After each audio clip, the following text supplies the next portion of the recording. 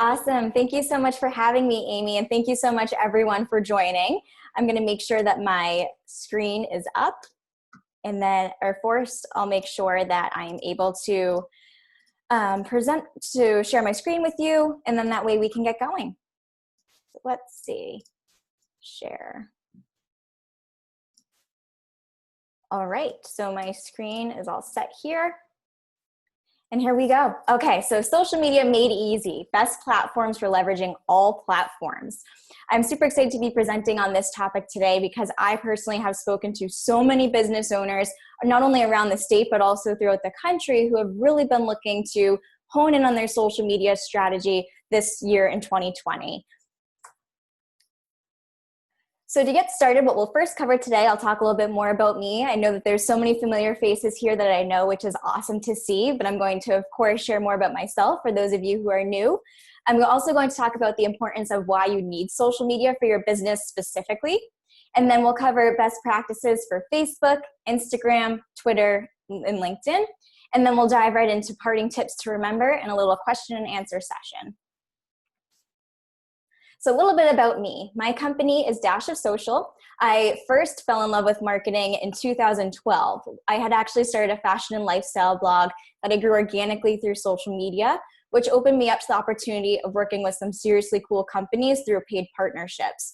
So I realized that not a lot of these companies were using social media as best as they could be, or even at all. And it was something that I learned to love and know myself through my own blogging experience, and I really wanted to help them out.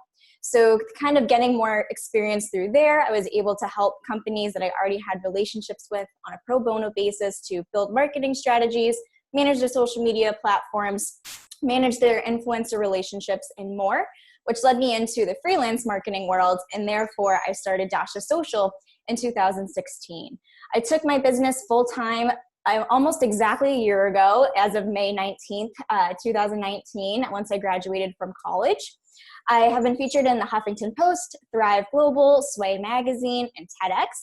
And as of last week, I launched a venture called Student to CEO, which basically inspires young individuals to pursue their entrepreneurial interests rather than follow the 9-to-5 route through the support of our podcast, blog, Facebook group, and resource area. So first things first, why do you need social media for your business? This is a question that so many people truthfully have because they're like, well, I have personal accounts for my personal life, but why do I need one for my business? Can't I just use my personal accounts to promote my business? But truthfully, you really need to end up separating the two. To put it simply, the reason why you need accounts for your business compared to being able to use your personal ones is that most likely your friends and family who are friends with you online or following you online are not a part of your target market. And so being able to differentiate between the two and focus on building up people who are actually a part of your ideal client or customer base is so important. So you need social media for your business because of 4 reasons. Firstly, it positions you and your business as leading experts within your industry. So one of my favorite phrases to say is that creating that know, like, and trust factor is crucial for growing your customer base. So that know, like, and trust factor means that when you start to be more consistent with posting content, people feel like they know you. And once they know you, they start to like you. And once they like you, then they start to trust you. And once they trust you, that's when they end up going through and making that purchase, whether it's buying one of your products, investing in one of your services, or anything along the like. But being able to use your social media accounts to position yourself as that thought leader or authority figure within your industry is incredibly important for boosting your brand and getting that awareness. Secondly, it builds a community that provides support and elevates your presence. So who doesn't love when the same people over and over are constantly liking and commenting on your posts? Feels pretty good, right? If you see that there's always someone who makes sure to share your posts or who always makes sure to leave a really nice comment, it's something that's really nice to see. And social media makes that possible. Social media builds a community. Because I always said that's why it's called social media. It's meant to be social. And you really want to be able to have those loyal fans who are always eager to read your posts, who are always looking forward to commenting, who are always finding ways to share and support you, because that is really what helps to keep your business moving forward. Thirdly, you drive users back to your website, which truthfully, in my opinion, is the ultimate marketing goal. You can use any type of marketing outlet beyond social media, whether it's PR, SEO, paid ads, even in-person events, anything along those lines. Those are all great for people to get to know you, but it's your website that ultimately converts people from just knowing you and following you to actually investing in one of your products or services. Because your website is what tells people who you are, what you do, and how you can help. And so when people land on your website from your social media accounts, then that's what draws them in, and your website kind of does the rest of pushing them down the sales funnel. But social media is a huge way to be able to get people back to your website, just because you're able to share so many different valuable links. You can share links to new blog posts you write. If you've been featured in a press somewhere and you have that linked on your website, you can put that there and promote it. If you have a podcast, that gets people back on your website. The point being is that all of these things end up getting people back on your website, which was all accomplished through social media. Fourthly, you provide a space for people to seek recommendations to hire. So I'm sure all of you have at least at one point in time turned to social media to look for someone to hire for some type of service. So Facebook typically tends to be a big platform for people to do this, especially because of Facebook groups. But knowing that you have an online presence where people can directly recommend you or leave a review for you or send people to you is so important. And especially because how many times have you gone to personally look up reviews for a restaurant or a company or a person and then see that their social media is completely bare? It might make you want to step back and be like, do I really want to hire this person? They don't really seem to have a presence. I don't really have that trust feeling within them because of that. And so being able to kind of have that space where people can really end up recommending you or looking for someone to hire is so important. One thing I do want to mention though is that social media also isn't really meant for sales. So that is a common misconception that people have, is that they think that by instantly using social media, it's kind of like the golden ticket to bringing in all the money. And of course, that's what everyone wants, right? But with social media, it's not necessarily about bringing in the dollars, but more so bringing in the people. And so with social media, it helps you to get, again, as I mentioned, build that loyal community and end up driving people back to your website and building that trust with them. And that's what will convert them to becoming your clients or customers.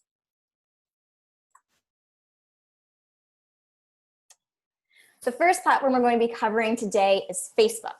So I know that a lot of people, and there may be some of you who feel this way in the audience right now, but a lot of Facebook tends to be a little bit frustrating for some people, especially because year after year, it seems like the organic reach just keeps going down and down, and more people feel like they're being funneled into being forced to pay for ads just to get some eyeballs seen on their content.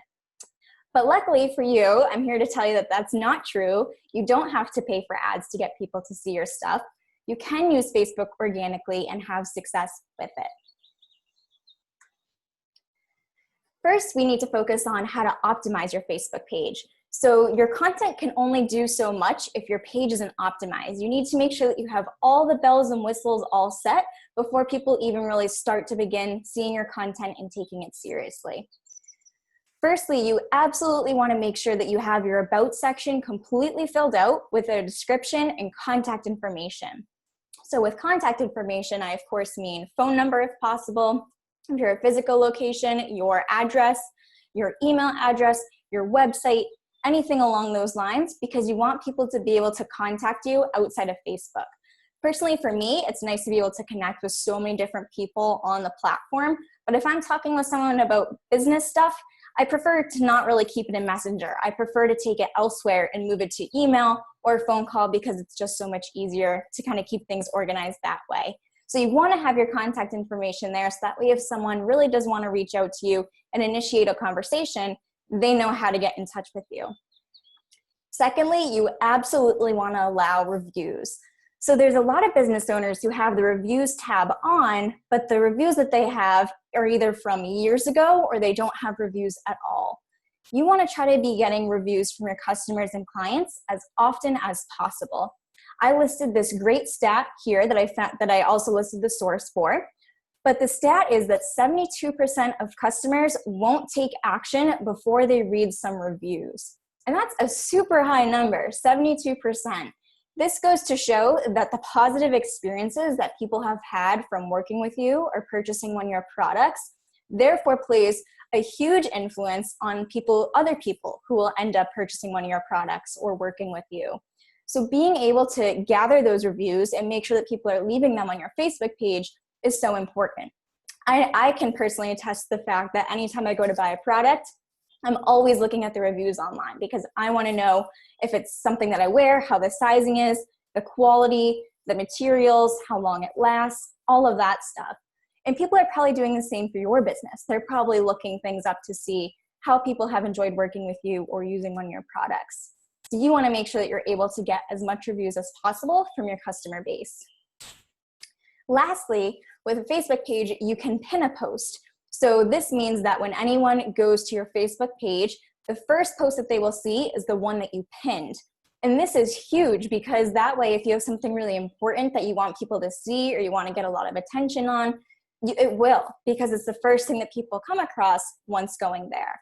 So whether it's like a promotion that you're running, maybe you're hosting an event that you want to get eyeballs on, maybe you had a really cool press feature that you want a lot of people to see, whatever it is, make sure you're using that pin post feature so that way anyone who comes across your page or anyone who has currently liked your page and is navigating to it will be able to easily find it. Value-driven content ideas. So value-driven content is one of my favorite phrases to say, which you'll see repeated multiple times throughout this webinar. But I love to say value-driven content because every piece of content that you publish, not even just social media, it could be a blog, podcast, email, whatever it may be, it should always have some type of value or benefit in it. So that way when whoever is consuming the content, they know that they feel like they got something out of it. So with Facebook specifically, I listed 3 types of things that I really like to post about. 1, videos. I'm sure you all have heard that video is king, and it's true. 2020, it's only going to get bigger. I can't remember the exact source of where I read this, but I read that by 2022, video will drive 80% of website traffic, which is crazy. 80% is a huge number. And as I shared at the beginning, social media is amazing for getting website traffic and getting people to learn more about who you are, what you do, and how you can help. So being able to utilize video can do so much for your business. And it can also be used elsewhere too. It doesn't even have to be used on Facebook. You can make one video and publish it everywhere that you're online.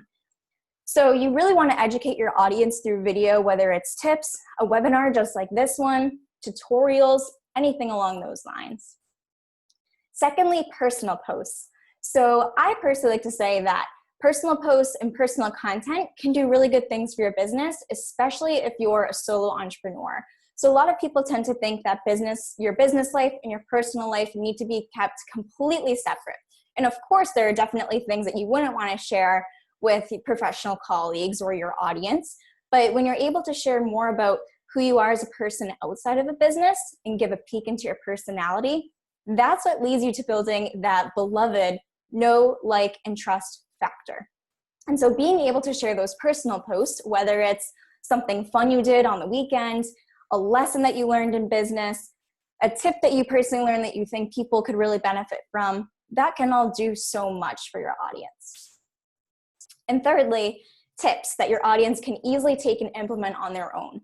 So you are an expert in your industry, but you got to show that.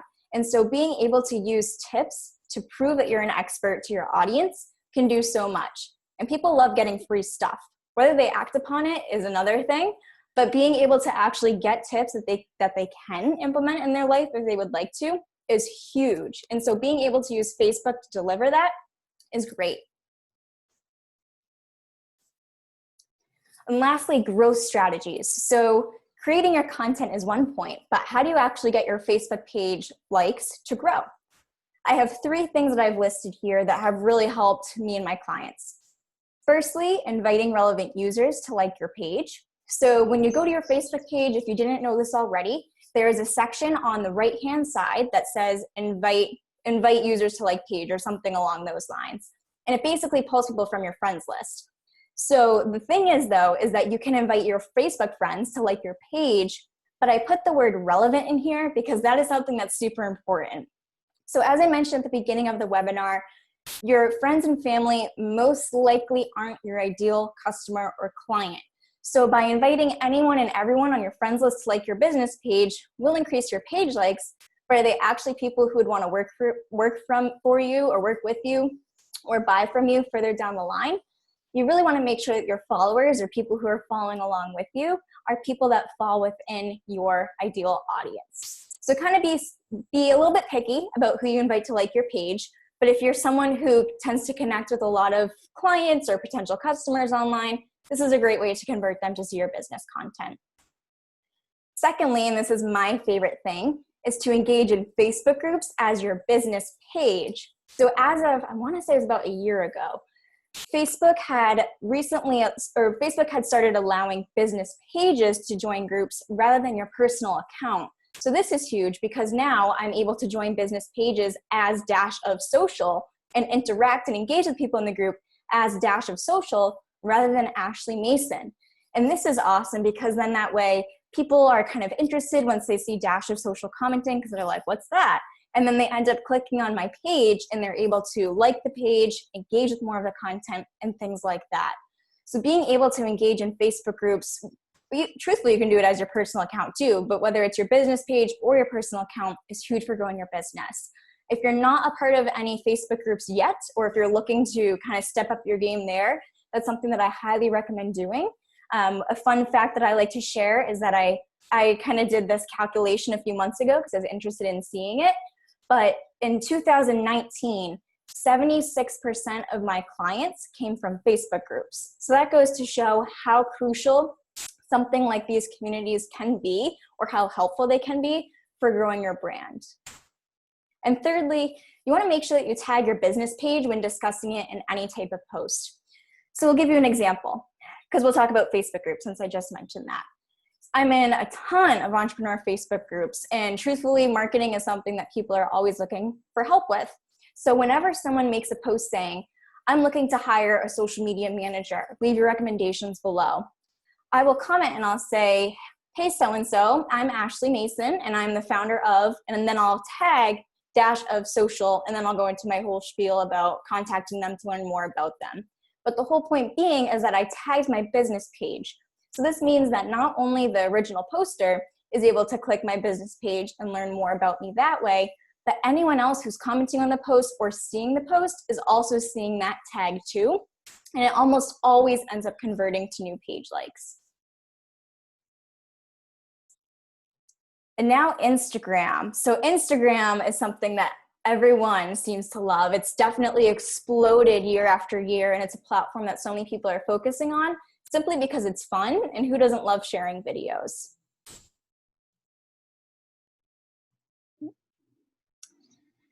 To optimize Instagram, you really need to focus on 3 different things.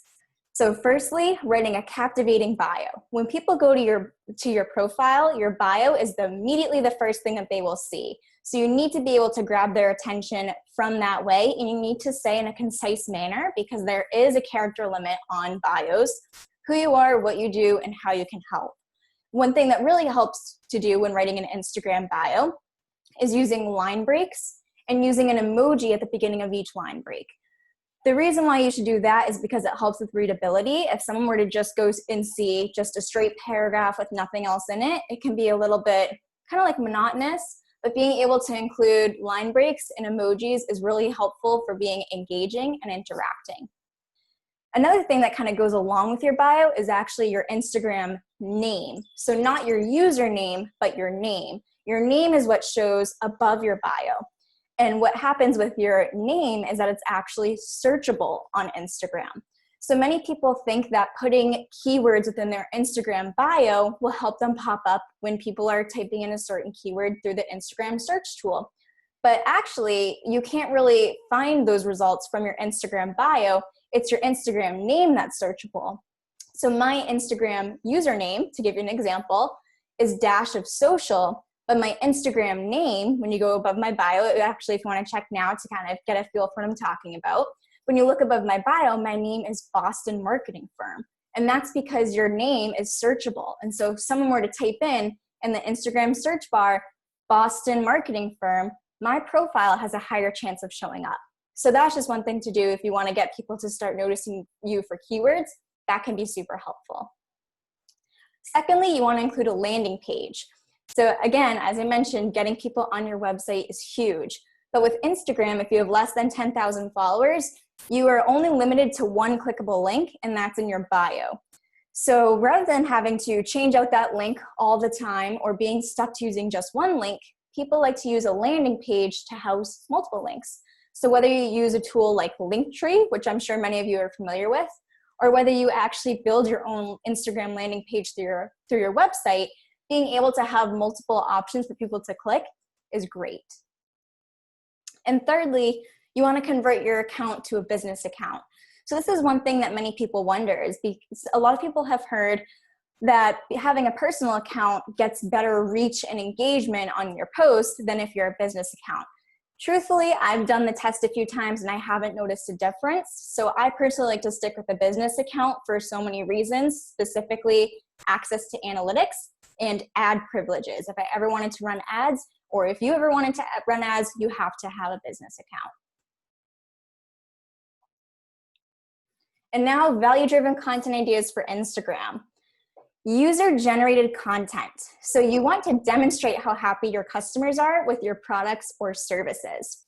So being able to share photos that people have taken with you or of your services or something relating to your business, you want to use that. Again, this relates back to what we talked about with Facebook, is that people love seeing reviews. And when you're able to show happy customers or happy clients, it'll push prospects further down that sales funnel. Secondly, you want to take tips that your audience can easily take and implement on their own.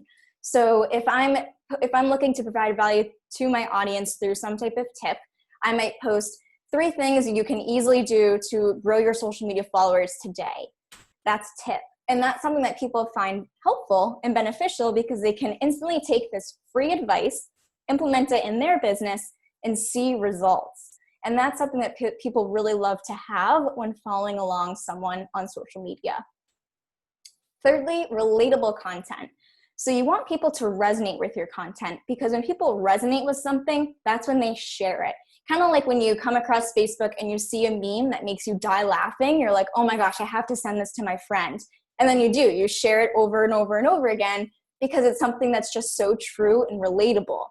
You want to find ways to be relatable and allow people to feel like they can resonate with you through social media, Instagram specifically. So by relatable content, whether it's a quote, whether it's a meme that you make, whether it's a funny story that you talk about that's happened to other people before, something along those lines, just always find ways to relate to your audience. I'll kind of give you an example of that. So I have a podcast and I actually interviewed someone on Tuesday, and she basically has like an environmentally friendly product company. So her Instagram grew to like over 10,000 followers super quickly just because of the fact that she posted hilarious like environmentalism type memes. And people loved it and they thought it was funny and relatable and they resonated with it. And that's what helped her Instagram account to grow. So being able to do the same, create content that people can relate to and resonate with, is huge. And now growth strategies. So this is definitely a hot topic for a lot of people, is specifically being able to grow their Instagram account. First and foremost, hashtags. Hashtags are so important for using because that's how you're able to reach a much wider audience but also get seen in front of the right audience. Those two need to go hand in hand. A bigger audience, but the right audience. So you want to focus on using hashtags that are both more general to your business itself, but then you also want to include hashtags that are specific to the post itself. So for me, if I'm writing a post about, I'll use the example that I shared earlier, 3 things you can do today to grow your social media profiles, I'll be using hashtags that relate to marketing and social media in general, but then I'll also include hashtags that are super specific to that post. So like social media tip, social media growth tip, social media growth, things along those lines. With hashtags, people often struggle with knowing where to find them. So there's 3 different things that I like to focus on for finding the best hashtags. 1, look at your competitors, see what they're using. Take a look through the hashtags that your competitors are using. look through those hashtag feeds and see if they'd be a good fit for you to use as well. Secondly, hashtags that you come up with on your own. So the ones that I just listed, social media growth tip, social media growth, etc., I came up with that at the top of my head because I knew it was something that related to my post. So when I come up with that, I can then search on Instagram and see the other types of posts that are within that feed and see if they relate to the content that I'm writing about. Thirdly, Instagram's search feature has like an autofill feature. So basically when you start typing in some type of username or hashtag, it'll give you suggestions based off of what it thinks that you're looking for or what it thinks would be beneficial to you. So if I were to start typing in social media, there would then be a whole bunch of suggestions of other hashtags that have social media in it. And that is really helpful because then you can kind of get a better idea of which ones you should be incorporating into your posts. You most definitely, number 2, this is probably the biggest one to focus on or the most important tip for growing your Instagram, is engaging with other users. And by engaging, I mean liking and commenting on their posts. So I always say the phrase, build it and they will come, is no longer relevant. And by that, I mean, you can create great content. You can have an amazing online presence, but it doesn't mean that people are going to come to you. So that means that you therefore have to go and find other people. So with Instagram, you can research your ideal clients or customers. You can like their posts. You can comment on their posts. You can respond to their Instagram stories. Anything along those lines that really just helps to start that initial conversation and work towards building that relationship with them. With engagement, I really recommend doing about 30 minutes per day. Not everyone has 30 minutes at once to sit there and engage, which is totally understandable. So one thing I say is that you can absolutely break it up throughout the day. If you're watching TV and a commercial comes on, you can pull out your phone and start engaging with users. If you're just kind of having downtime, you can start engaging with users. If you're just sitting outside enjoying the beautiful weather, you can engage. So really being able to have all that time add up can do so much. Thirdly, you want to collaborate with complementary accounts. So by collaborate, I mean whether you do an Instagram live with another account or an Instagram takeover with someone else's account, you can basically leverage their audience and get seen in front of more people.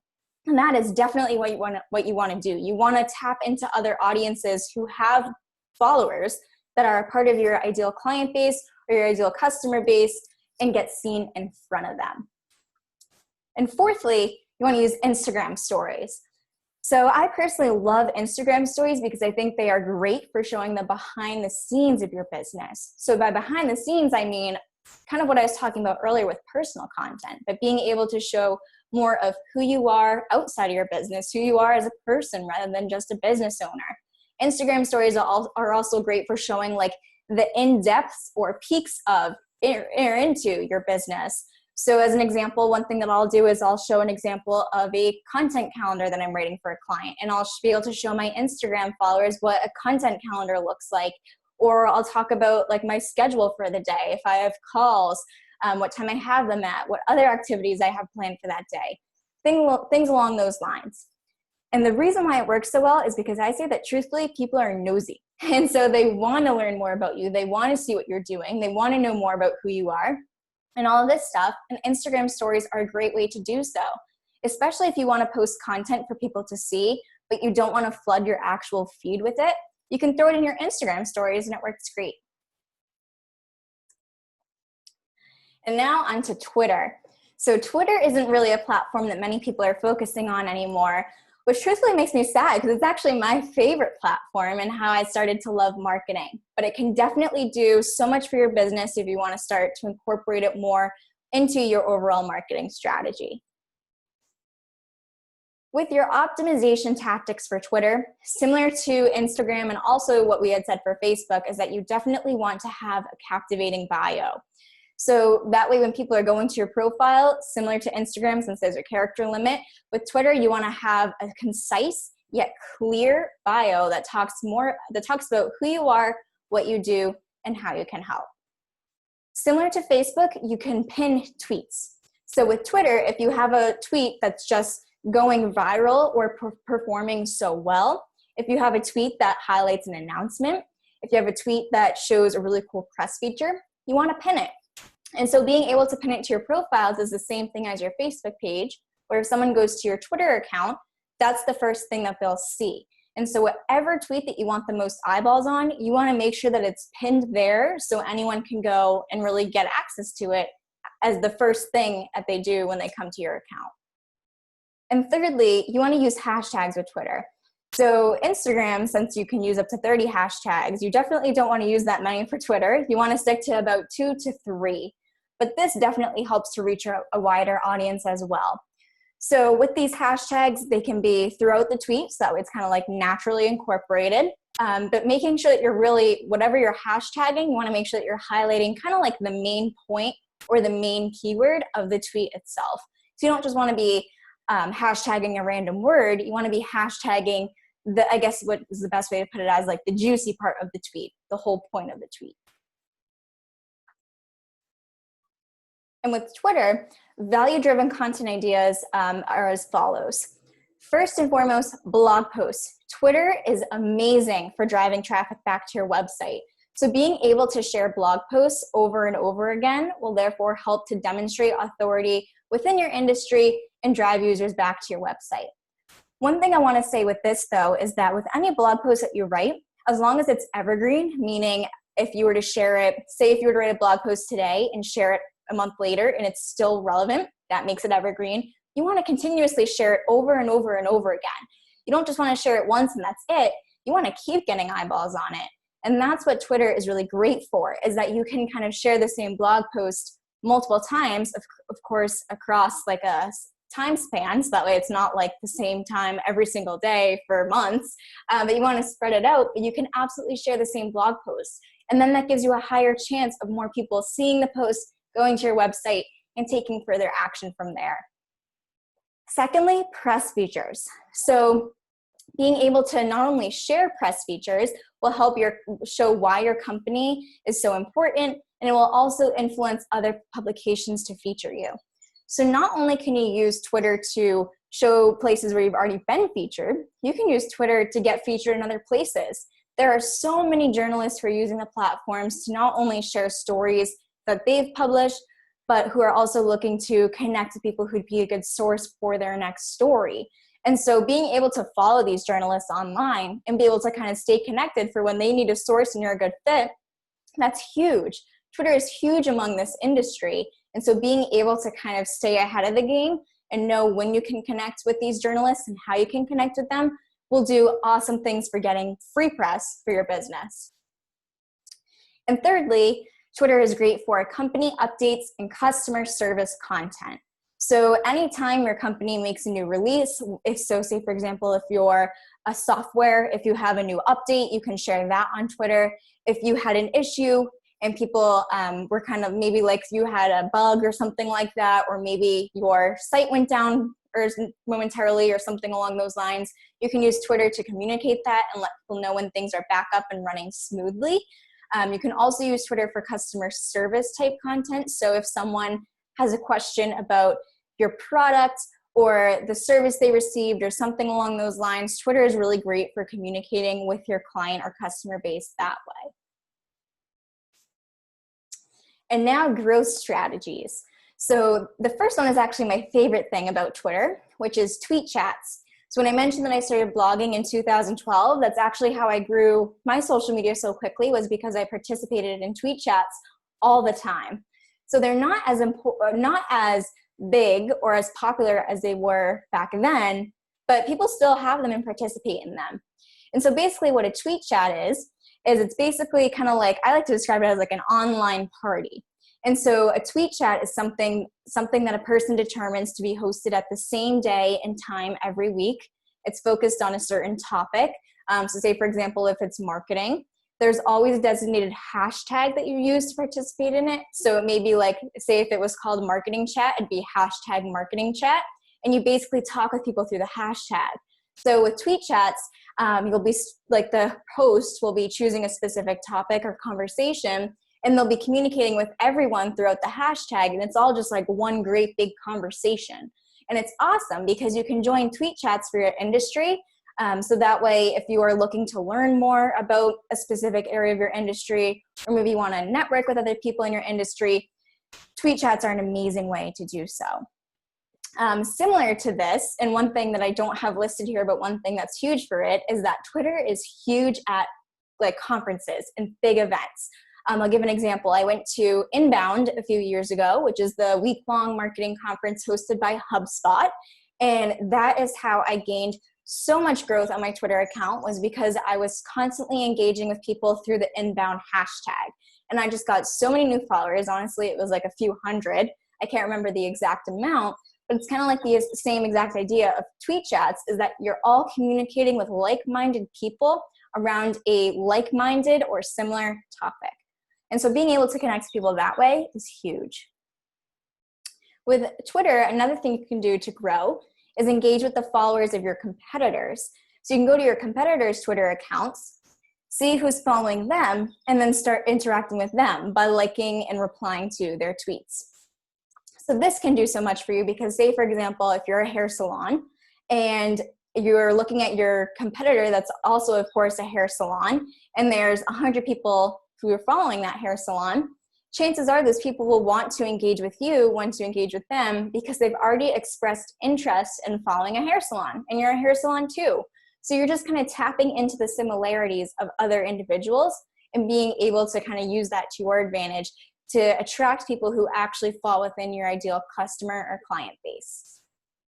And thirdly, with Twitter, you want to increase the post frequency because the half-life of a tweet is so short. So I'm not entirely sure how long a tweet lasts. I've recently heard it was like 30 seconds or something along those lines. But because Twitter is a fast-moving platform, you can't really just tweet once per day and expect to get seen. You have to be pretty frequent with it. So that's something that kind of tends to put people off from using the platform, is the fact that you need to be tweeting a lot. But it can do a lot when you're more frequent with it, because you have a higher chance of people seeing your content and interacting with it. And now moving on to the last platform, which is LinkedIn. So LinkedIn is great. There we go. Oops. LinkedIn is great for being able to optimize it for not only your profile, but also your company page. First and foremost, what you want to have on your LinkedIn is a professional headshot and cover photo that best represents you and your brand, specifically the headshot. So your photo is the first thing that people will see. So try to get a photo. If you don't have a professional headshot, try if you can get someone to take a photo of you wearing a nice outfit in front of a blank background, having great lighting, anything along those lines. You just want to make sure that you come across super professional. You also want to have a cover photo that represents you. So with a cover photo, what I mean by that is that you can basically use an image that accurately depicts your company. So whether it's your logo, whether it's places you've been featured, whether it's images of your products or services, anything along those lines, you want people to look at your cover photo and instantly get a better feel for who you are. You also want to include a tagline in your position area, so that way people immediately know who you are, what you do, and how you help. So with your position, that's basically what's listed under your name when you start commenting on posts, and once people go to your profile and stuff like that, it shares your position. So people are pretty creative with this. I've seen people who have basically shared like their value statement or shared how they help solve people's problems through their tagline. So it doesn't have to simply be founder of dash of social as my tagline. My tagline could be marketing professional that helps businesses to tell their story and engage their customers and clients, or something along those lines.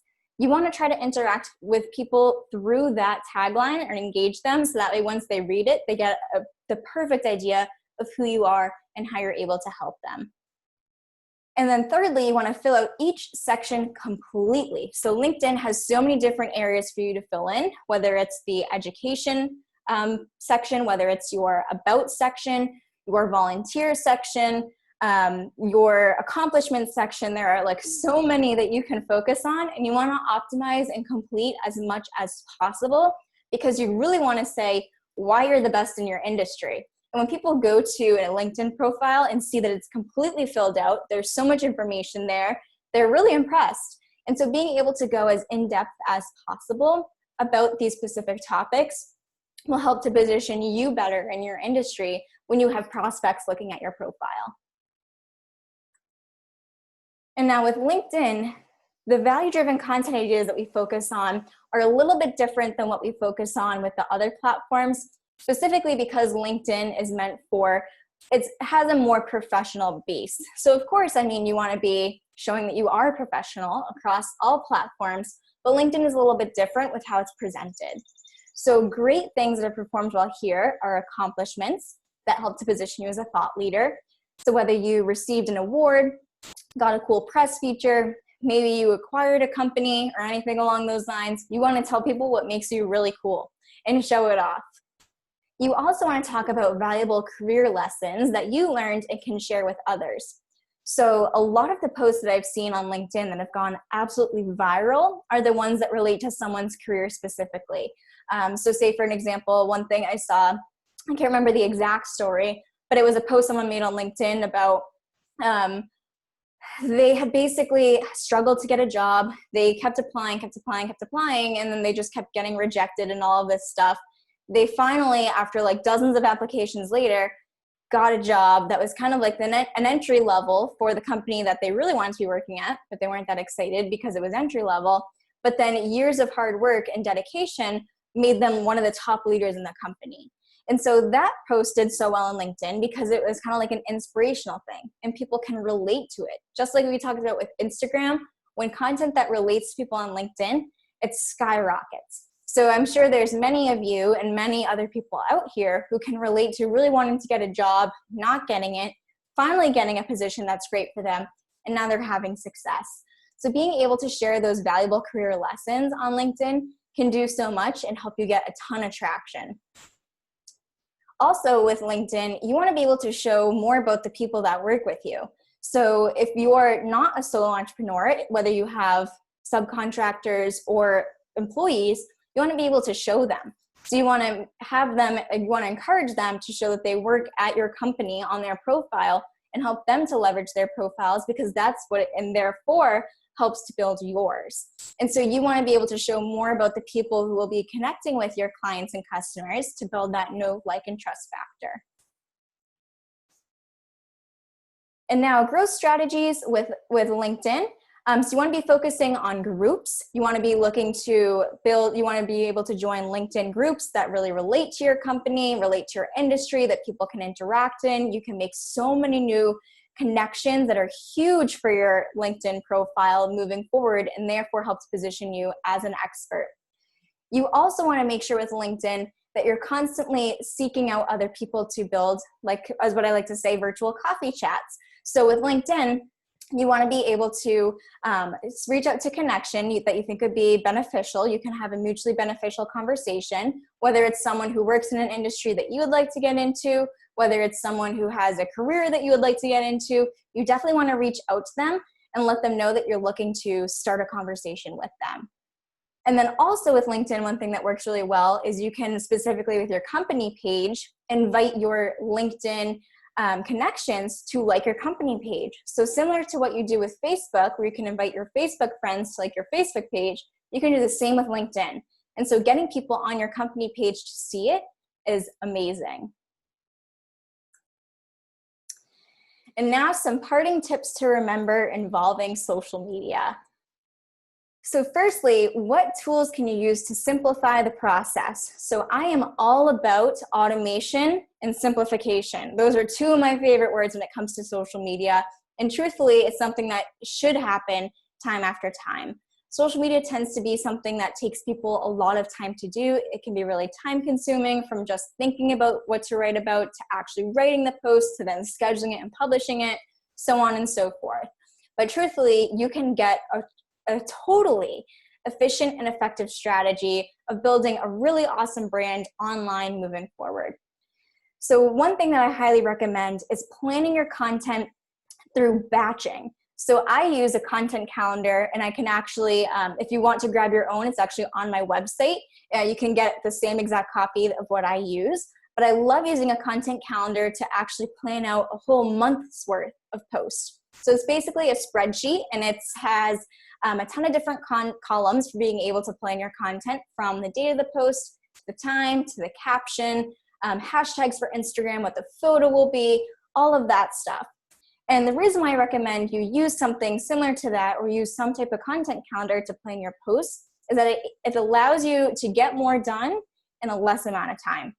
So with your content calendar, by batching, what I mean is you can actually sit there, whether you take one day to plan your social media content or whether you take like 1 hour each week to plan your content, you can get so much done and then you don't even have to think about it, which is huge. You just plan it, write a few weeks worth of posts, and then boom, ready to schedule and post.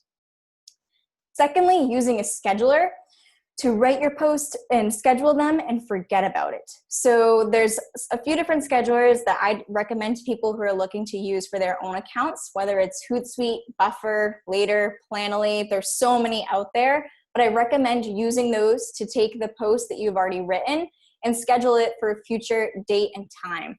That way, once you write your posts and schedule them, they'll get posted and you don't even have to think about it. You know that content is getting put out there. You don't have to sit there manually posting everything all the time because that can be really time consuming. And so being able to use a scheduler to kind of automate that stuff will do so much for your overall awareness and growth.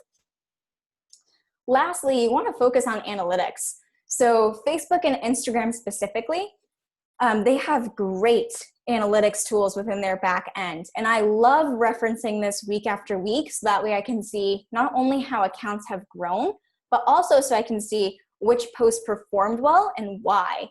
If you see that the same types of posts are getting really good engagement over and over again, that's an indication to you that you should continue to post about that same topic or same theme. You want to take what's performing well and imitate it because you want that traction to keep coming and keep growing. And so being able to use your analytics will actually end up saving you time because now you're actually knowing what's working for your business in terms of content and not just kind of guessing and throwing spaghetti at the wall and hoping that it sticks. So being able to use your analytics is so helpful for planning your content. It will save you a ton of time with figuring out what actually works and what doesn't. And with some parting tips here, that is truthfully what's most important, is that your business is more than just social media. So as I shared at the very beginning, social media is not the golden ticket to propelling your business forward and bringing you all this money. It's just one part of the game.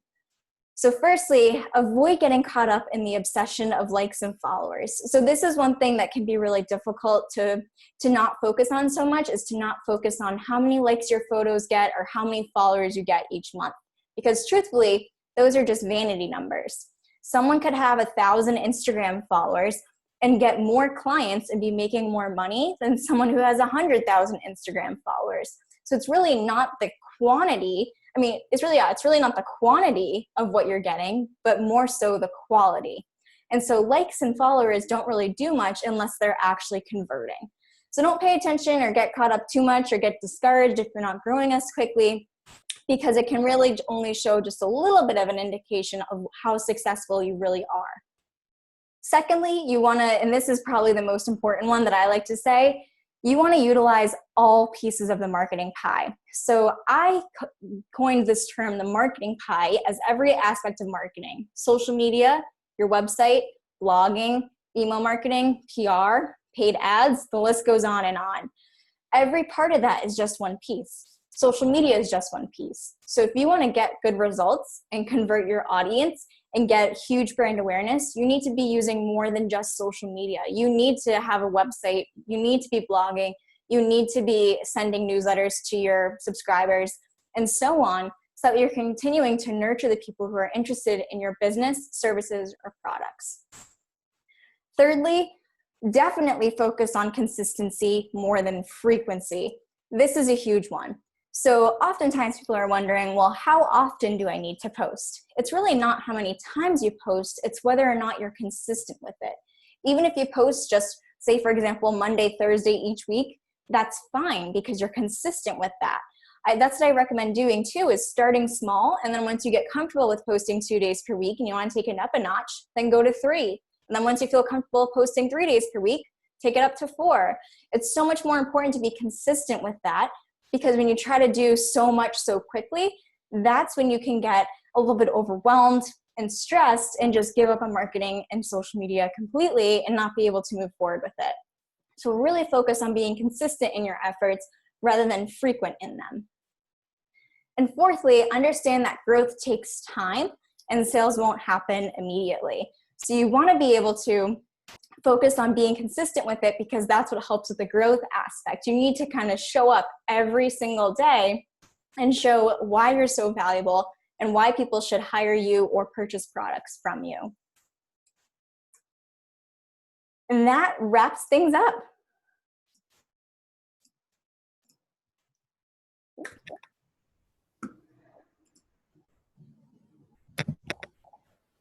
Thank you so much.